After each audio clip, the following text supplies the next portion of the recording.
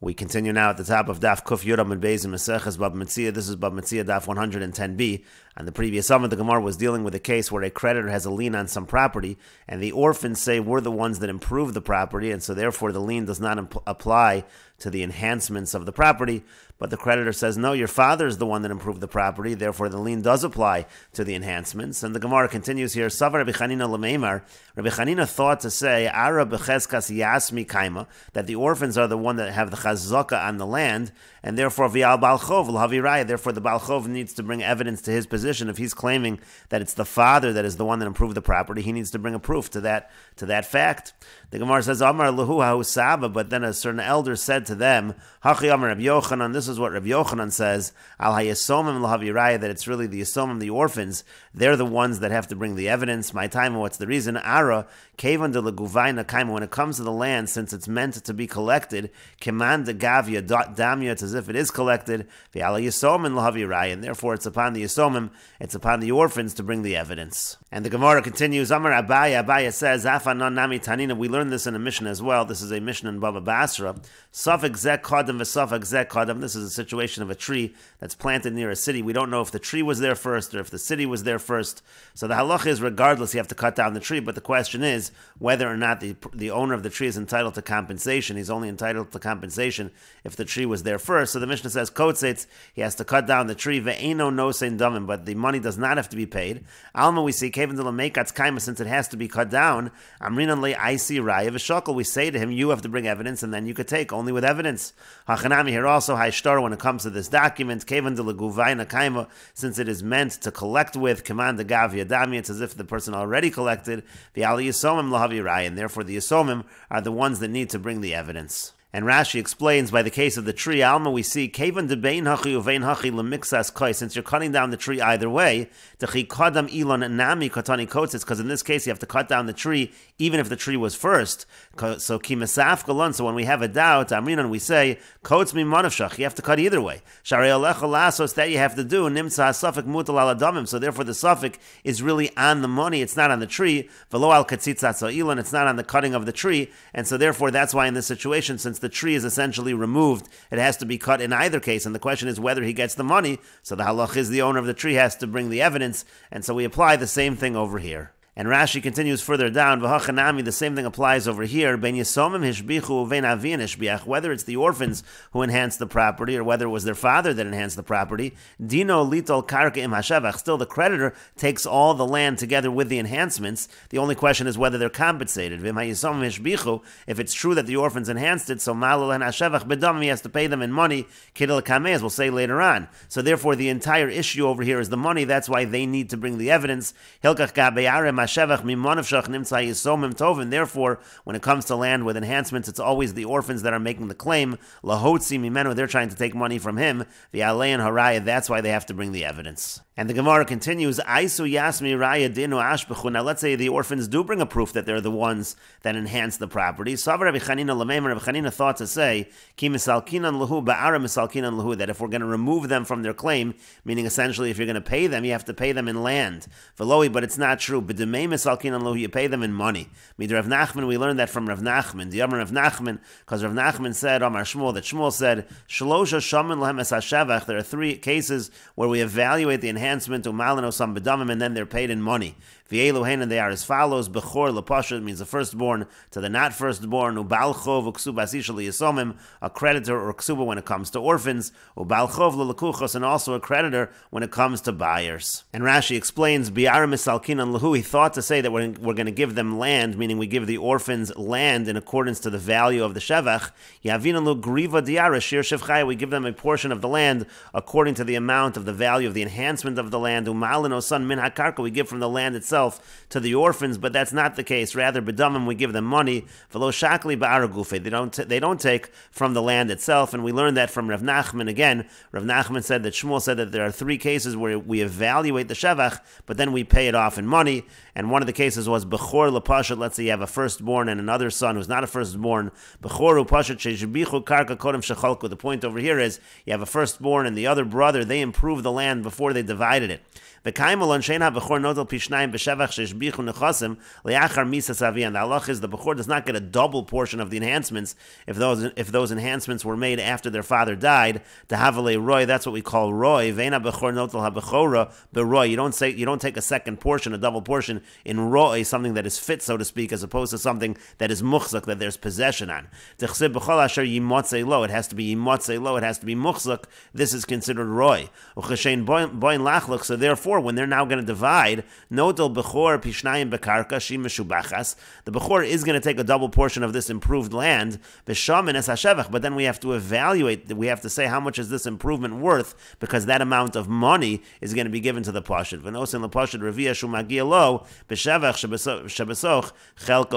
We're going to give to the brother who's not a bechor. We're going to give him his portion of that improvement, because again, the bechor is not entitled to a double portion when it comes to the shevach. In another case over there was, let's say, creditors with orphans. The same would be if a creditor, if he's taking either from orphans or if he's taking from lekuchos, from buyers, let's say his shtar came first. So again, the point over here is the same. You're going to collect the land with the enhancements. You'll evaluate what the enhancements are worth, and you'll give that as money. The reason in all these cases is because originally it's his land. We don't force him to sell them land because of the improvements. If he does have money, he's allowed to pay in money. We're going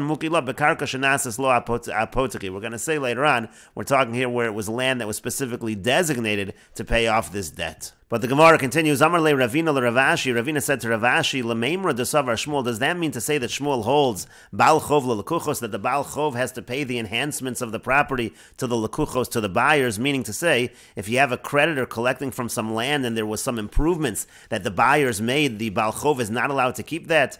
Umi isle shivcha lelokeach, is the buyer really entitled to the enhancements on the property that the Baal Chov has to pay the lokeach for the enhancements?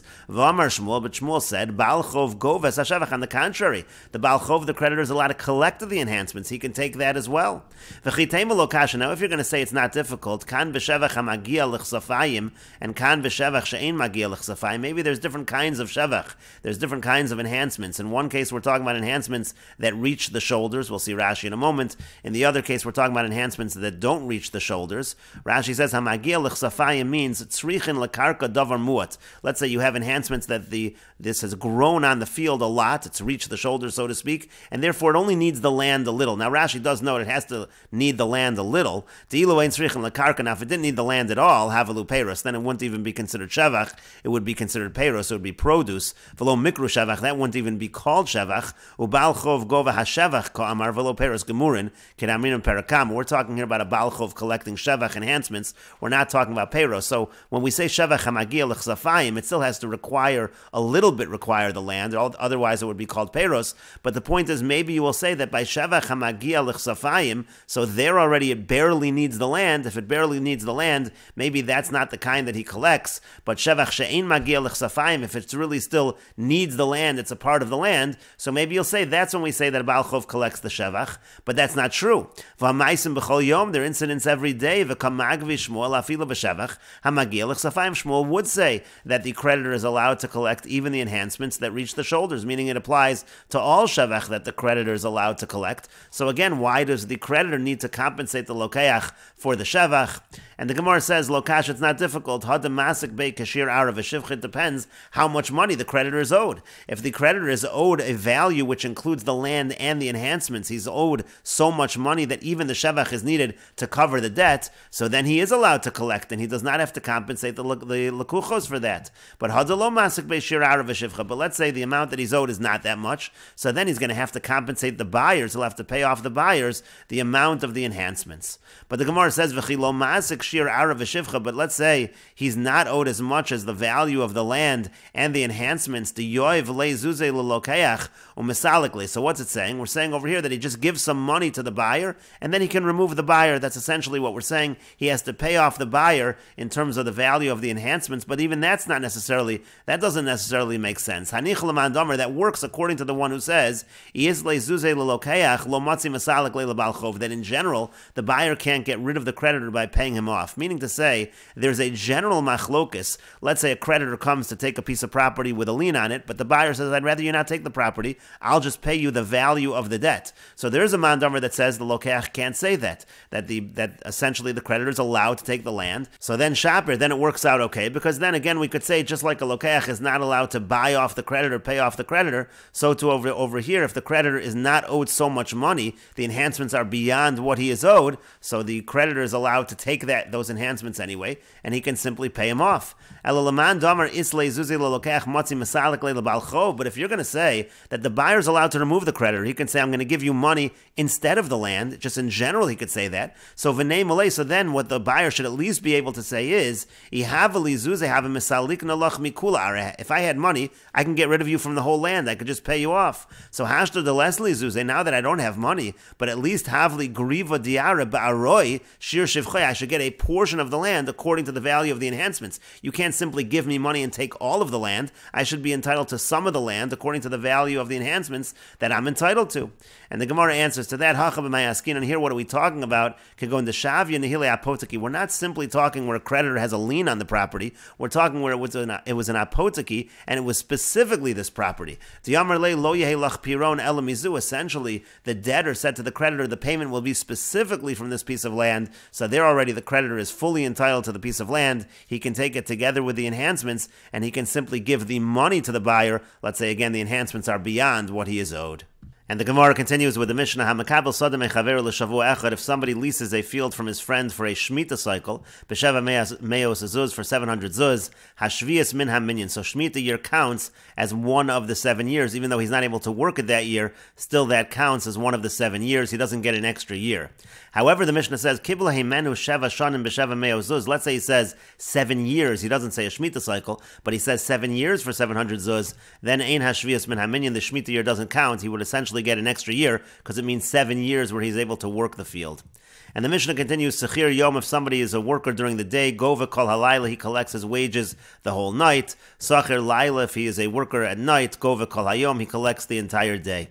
Sachir Shos, let's say he's paid by the hour, Gova Kol Halayla, V'chol Hayom, he collects the whole night and the whole day. Sechir Shabbos, Sechir Chodesh, Sechir Shana, Sechir Shavua, let's say he's hired for a week or a month or a year or a Shemitah cycle. So Yotza Bayom, so if he finishes his work during the day, Gova Kol Hayom, he collects the whole day. Yotza Balayla, if he finishes at night, Gova Kol Halayla V'chol Hayom, then he collects all night and all day. And Rashi explains, Sachir Yom Gova Kol Halayla, if he's a worker during the day, he collects all night. It means Sechir Shapulasu Layom, meaning let's say he's working during the day. V'yotze La'er, if he leaves at night, Gova Kol Halayla, he collects the whole night. Kol Halayla Hu Zaman Gaviyah, so it means the whole night is the time for his collection. Bein Le'inyan Shvu, now this could be relevant in terms of the oath. Shetiknu Lo Chachamim Sachir Bizmana Hu Nishba V'notel, because the Chachamim say that a Sachir in his time, he takes an oath in order to collect. Bein Le'inyan She'ino over all of Mishum Lo Savo Olav Hashemesh. It could also be relevant because there's no transgression. The pasuk of Lo Savo Olav Hashemesh doesn't apply because the collection here is at night. The collection is not during the day. The pasuk of Lo Savo Olav Hashemesh means you have to pay before sunset. That doesn't apply in this case. Ela Mishum Lo Solin Pula Sachir Itzchad Boker. Rather, it's the other pasuk that will apply, that you can't keep it until morning because here you have all night in order to pay this individual. And Rashi continues, Sachir Laila, person who works at night, Sheyotze Mimlachto Baboker. Again, he leaves the work in the morning. Gova Kol Hayom, he collects the whole day.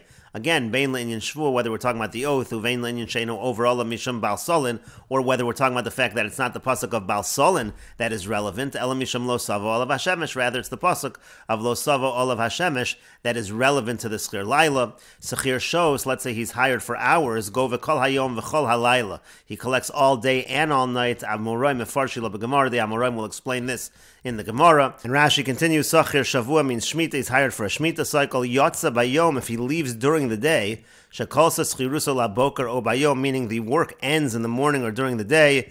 Gova Kol Hayom, he collects all day. V'kevan Shashaka Chama over Olav, and once the sun set, that's when the transgression sets in. And Rashi continues, Yotza Balayla, if he leaves at night, Shekolsa Schiruso Balayla, meaning the work ends at night.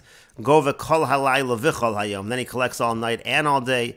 Since the work, it continued into the night, Havale Sachir Laila becomes like someone hired at night.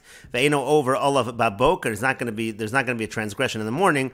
Ad L'macharas B'shkias Hacham, until the next day at the time of the sunset. And the Gemara says, Tanu Rabbanon, the rabbis taught, Minayin l'schir yom shegova kol halayla. How do we know that a person hired to work during the day collects his wages the whole night? Talmud lomar lo solin pula sachir itcha ad boker. It says you can't keep the wages until morning. Minayin l'schir layla shegova kol hayom. How do we know a schir layla, somebody hired at night, he collects all day? Shenemar, like it says, biyomo titein sechar. It says you give him his wages during the day. The Gemara says, V'ema ipcha. Well, why don't we say the reverse? Rashi says, Eipocha, no, we can reverse it as follows. The lo solin b'schir laila. Maybe the pasuk of lo solin, it's not talking about a schir yom, but it's talking about a schir laila. V'lo savo b'schir yom, and maybe the pasuk of lo savo is actually talking about a schir yom. And the Gemara answers to that, schirus eina mishtalemes ela basof, because when it comes to wages, it's generally going to be paid at the end of the work. And Rashi explains, schirus eina mishtalemes ela basof, kida amar be'ezu neshech, like we say in Perek Ezu Neshech, kischir shana b'shana schirus shana zu mishtalemes betchila shana acheres. The wages of this year are paid at the beginning of the next year. Alma, we see, lo mishtabed le l'schir yom ad shetishka achama. You see that you're not mishubed, you're not obligated to pay the schir yom until sunset. V'chiksiv lo savo al karchach b'schir laila tukme. So therefore, the pasuk of lo savo must be talking about somebody who's hired to do work at night. Shenishtabed lo la boker mishakol. So schiru. So the idea is that you're now obligated to pay starting from the morning when he finishes his work.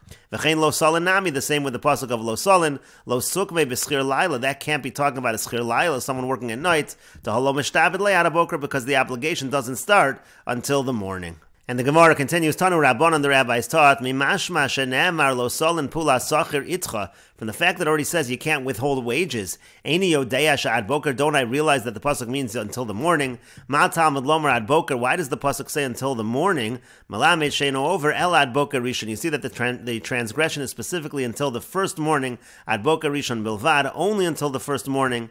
And the Gemara says, Mikan va'elach mai, so from there on, if you continue to withhold, what are you transgressing then? Rav says, over Mishum Baal Tisha, that's going to be a different violation, a violation of Baal Tisha, of withholding the wages. And the Gemara continues, Amar Rav Yosef says, Ma'ikro, where do we see this in the pasuk, this idea of Baal Tisha, that you can't delay the payment? And Rav Yosef brings a pasuk in Mishlei, Al Toma l'reyacha, leich v'shuv v'machareten v'yeshitach, don't say to your friend that go and tomorrow I'll give to you. And the Gemara continues, Tanu Rabbanon, the rabbis taught, Omer lechaverot say sechor li poalim. Let's say a person says to his friend, go hire for me workers. Shneyan ein over mishum Baal Talin. They both don't transgress the Yisr Baal Talin. Zeh, this one lefisha lo secharn, because he didn't hire them. Rashi says, Zeh lefisha lo secharn v'lo karina sacher gabe. It's not considered to be his hired worker because he sent someone else to hire the worker. And we will continue with this discussion in the next video on Daf Kuf Yud Aleph Amud Aleph.